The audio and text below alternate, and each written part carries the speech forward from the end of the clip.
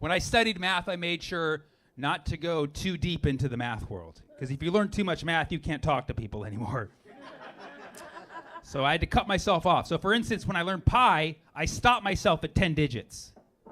Yeah, because I actually discovered a formula when I was at Berkeley that for every extra digit of pi you learn, that's 1 year your virginity is delayed. So I had to cut myself off at 10. I can actually prove this theorem right now. I can prove it. You guys want a mathematical proof? We learn pi geometry sophomore year, when most of us are about 15 years old, hormones are raging. If you can't even learn a single digit of pi, you don't even remember that it starts with a 3 when you're 15 years old, it's because you're already having sex. That's the only possible reason. This guy knows what I'm talking about, okay?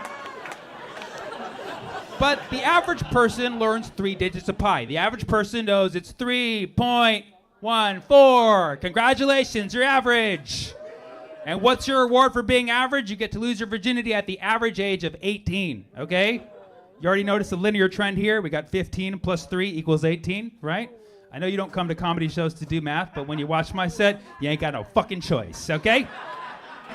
Now, if you're learning more than 3 digits of pi, you're losing your virginity in college. There's no way, there's no one at senior prom who's like 31415, like you're going home, bro. It's not happening tonight. If you learn more than 7, masters, okay? If you learn more than 10, PhD. I have a friend who knows 100 digits of pi, still a virgin, okay? Now, I learned 10 digits of pi like a badass, okay? So I lost my virginity at, plug it into the formula, 15 plus 10 equals 20 fucking 5, not 27, bro. 10 plus 15 is 25, my friend. 25 is the best age to lose your virginity. I lost my virginity in a rental car that I rented myself, okay? You thought you were boss because you lost it in Mommy Civic. I declined insurance on a Hertz, biatch. They cleaned up the mess. I just walked away like a champ. 31415-92653. 31415-92653. It's actually a phone number in St. Louis. I text it every day, still no response. Isn't that crazy? Somebody in Missouri has the phone number pi. But they're in Missouri, so they have no idea. I was talking to my friend last week. My friend was like, man, I'm hungry than a motherfucker. I was like, what? He was like, I'm hungry than a motherfucker. I was like, who's this motherfucker? Why is he so hungry? And how hungry are you that you're hungry than a motherfucker? I think you mean hungrier. He's like, nah, man, it's a saying. Hungry than a motherfucker. H-U-N-G-R-Y. Then T-H-E-N. I'm like, dude, stop right there.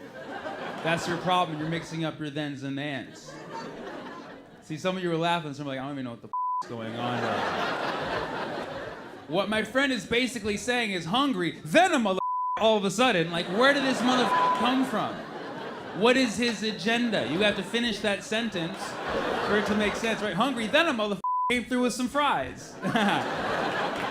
Some of you were laughing. Some were like, this grammar joke's making me tired than a motherfucker right now. That can make sense. You have a guy sitting eating ribs, and his friend comes in like, hey man, we gotta go that MILF. He's like, hey man, I'm hungry, then a motherfucker. Nom nom nom nom nom nom nom nom nom nom. It's hard talking about politics nowadays, especially with your family, you know.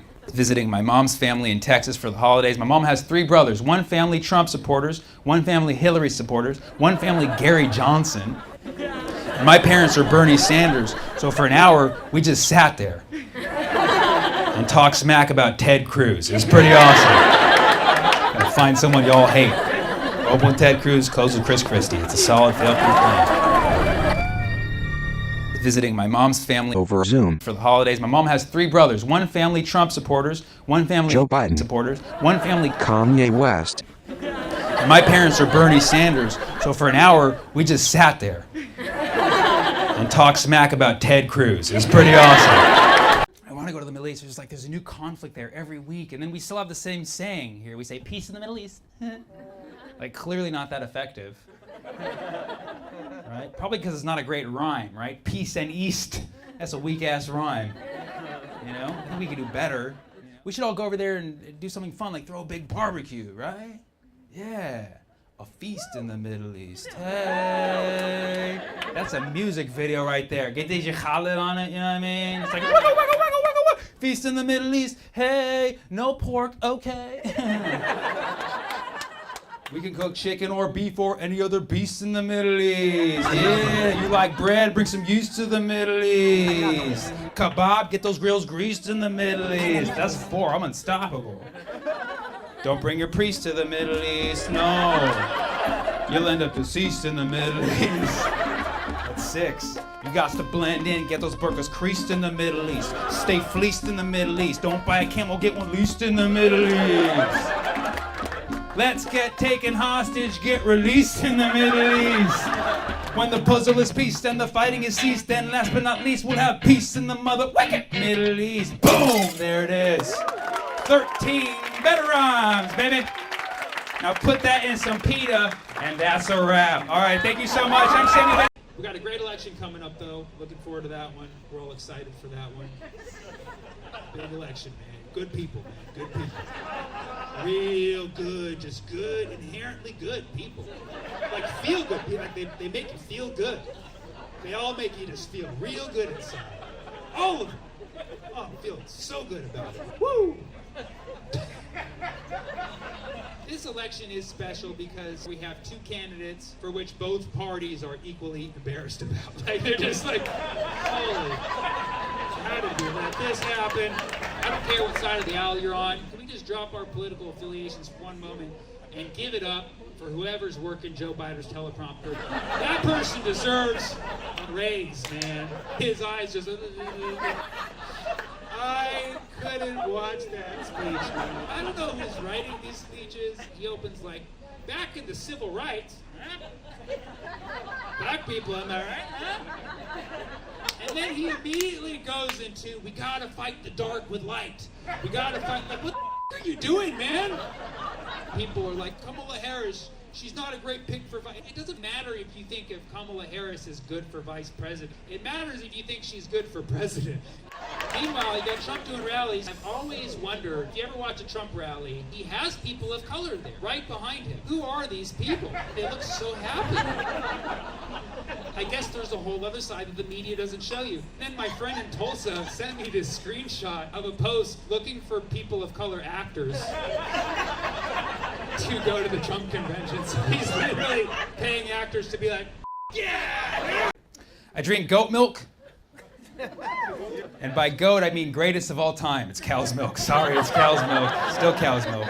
I love cow's milk. Like, I love soy milk, I love almond milk, but when a cow's been fondled, I'm like a little bit happy for some reason. I don't know what it is. But I get it organic, you know.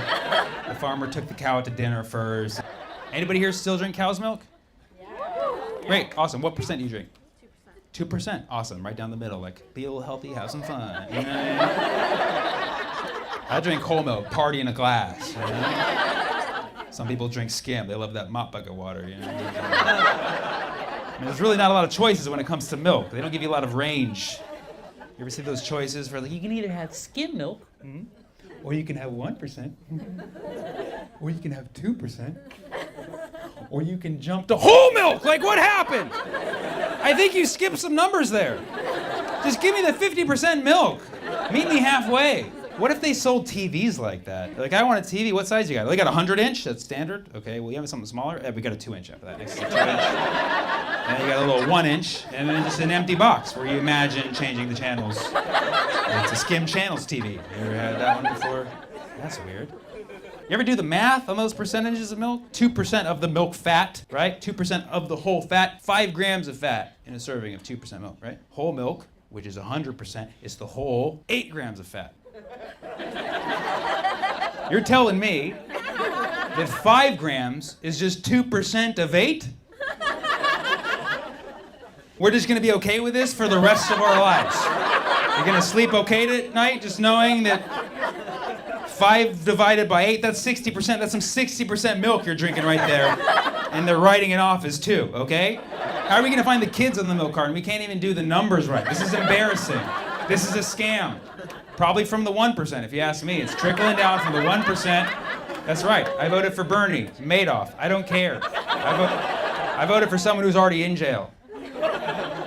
Anyways, the point I'm trying to make is I was saying this one night. A woman comes up to me after, because she overheard me through a microphone. And she was like, Sammy, I'm going to ruin your night. But whole milk is actually not 100% milk, it's 3% milk. I used to work in the service industry. I was like, you didn't ruin my night at all. Because we're going to crunch these numbers right now. I pulled out my calculator. She was not ready for that. And I proved myself as a math major. Not so much a comedian, but a math major. Because the discovery I made that night changed my life as a mathematician. Anybody have a calculator handy? Anybody good at calculations? Somebody in the front, you want to do it? Okay, thank you, man. Here. No, I want you to do this for me, okay? This is participation, all right? Yes, we laugh and we do math at my shows. Okay? All we're going to do to find the percentage of fat in whole milk is take the amount of fat in whole milk and divide it by the amount of fat in 1% milk. That would give us the ratio to 1, which would be the percentage. You guys following? Doesn't matter if you can't. We don't have a lot of time. Okay, so I want to be 100% accurate. I looked at the average glass of whole milk, looked it up, 8.011 grams of fat in the average glass, right? Divided by the amount of fat in 1%, the average glass has 2.55. Okay, now don't freak out when you see the result. But I want you to read the numbers to me exactly as you see them. This is what Big Dairy doesn't want you to know, okay? This is the percentage of fat in whole milk. Read the numbers as you see them, okay? 3.1415. 3.1415. Whole milk is pie milk! Ah! Whoa! Yeah! Oh! I busted a nut when I saw that. You gotta... Whole milk is pie milk. That's why it tastes so damn good with pie.